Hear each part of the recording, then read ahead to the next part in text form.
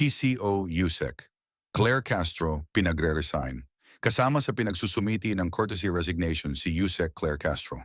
Alamin ang buong detalye.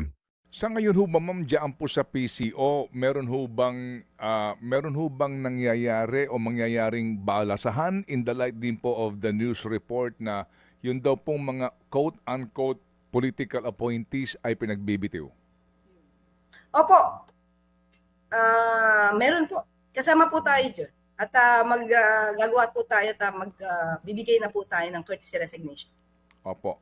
Kasama po kayo sa sa obligado dito po sa order ni OIC Secretary Dave Gomez. Kailan po kayo maghahain, ma'am, ng inyo pong courtesy resignation, attorney?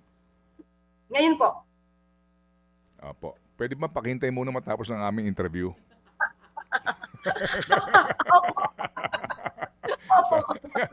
Sorry po, ma'am. Anyway, opo. Ma'am, ito hong ngayon na bago nga pong PCO acting secretary kasi wala pa naman siyang confirmation. Ito hong sinasabi kasi nung una parang performance, 'di ba? Ang magiging batayan daw po nung magkakaroon ng performance audit, no? Opo. Ngayon po bago na po ito, ano ba ang balita diyan sa palasyo? As in resign all na tapos bahala na itong bagong upo na ang mariretain? Opo, ganun po. So, para po mabigyan din siya ng leeway para makapamili po kung sino yung mga taong pwede niyang isama.